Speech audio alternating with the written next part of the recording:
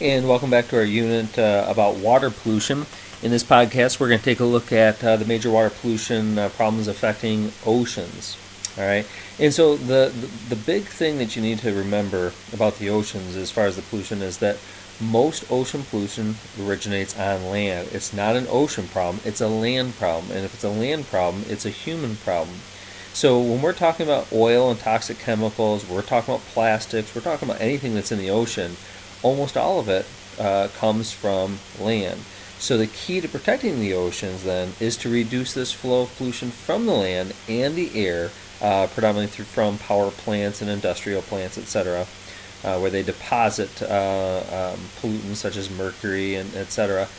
Into the oceans. But anyway, the big deal is to stop the flow from land to the oceans.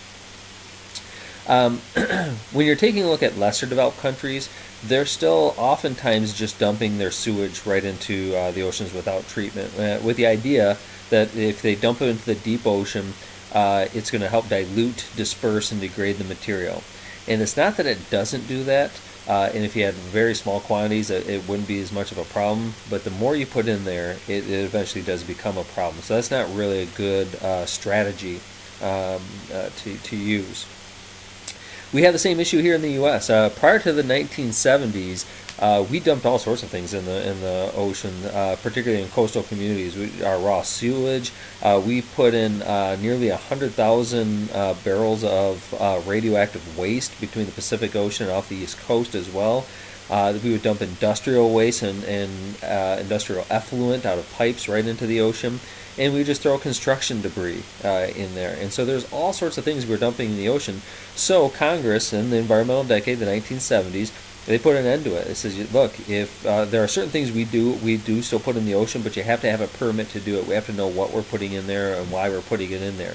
And so technically it's actually called the Marine Protection Research and Sanctuaries Act of 1972, but everybody just calls it the Ocean Dumping Act.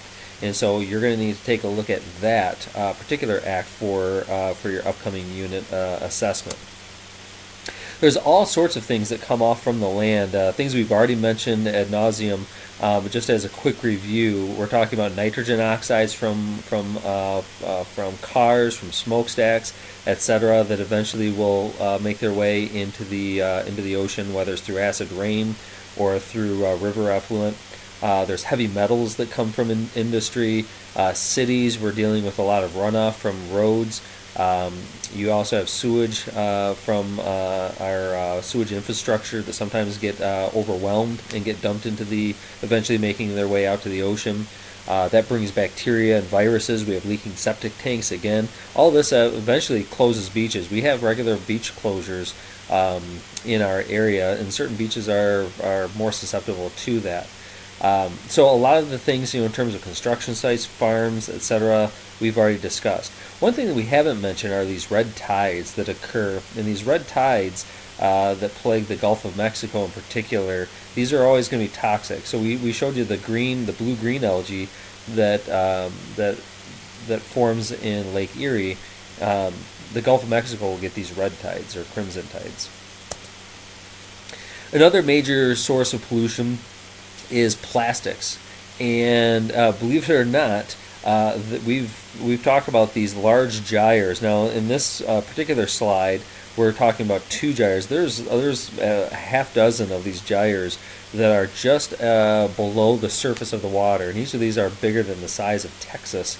And again, all these plastics come from land, and so we do have the Marine Plastic Pollution Research and Control Act that's supposed to help research ways to prevent these plastics from getting into the waterway. But these microplastics are devastating to wildlife. And so you're going to want to take a look at some of the news articles that we've posted onto our Canvas page to look at some of the details on how this works. As of right now, there's no practical way to clean them up. Over the years, there's been lots of different robots and booms that have been deployed to try to skim and bring some of that plastic potentially to recycle it, but none of it, at least at this point, has really been practical. Right. We also have oil pollution in the water, and we're going to talk about two of the major disasters that have happened. But again, realize that there's more oil that gets into the ocean than any of these disasters that we're going to talk about. It's just the disasters are going to be those they're going to be more newsworthy, so to speak, from selling newspapers or getting clicks, etc. But in reality, we get more oil just running off our roadways and eventually making their way into the oceans. So we're going to talk about the Exxon Valdez as well as the BP Deepwater Horizon. And first, in terms of the Exxon Valdez, the Exxon Valdez is an oil tanker that ran aground in Prince William Sound up in Alaska. Let me show you where that's located here. So if we go to Prince William Sound, and now we'll have to search for it again here. There we go. Okay. Now Prince William Sound is going to be up in Alaska. And what ended up happening, according to an article on HistoryChannel.com, is that there was the captain of the ship was drinking, and he turned the ship over to an unlicensed, uncertified third mate, and he accidentally ran it aground, and it ripped a hole open in the middle of the hull. And what ended up happening was there was about 11 million gallons of oil that leaked out. I mean, the wildlife, the birds in particular, using detergents to try to clean the oil off the birds. That was big news back in the late 80s. More recently, back in 2010, you had the Deepwater Horizon oil rig that exploded. This is off the coast of Louisiana, about 60 miles or so off the coast.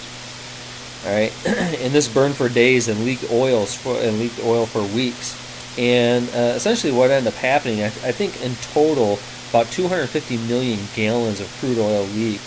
And after a review, they determined that there was a series of equipment failures, from the concrete to safety valves. There's also poor decisions and poor interpretation of warnings, and that all led to this explosion. So we've had major disasters that have occurred, but still yet it's most of the oil is actually coming off from the land.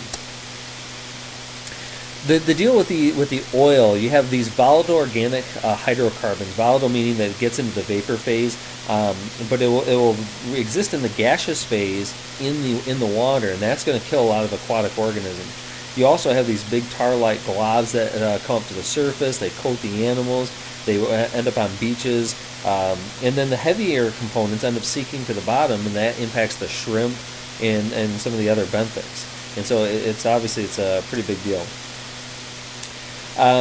One of the things that that came out of some of these oil spills, and particularly the Exxon Valdez, is the Ocean Pollution Act, which now you cannot ship oil in the U.S. without a plan for cleanup, and there's usually some money that has to be set aside in case of disasters.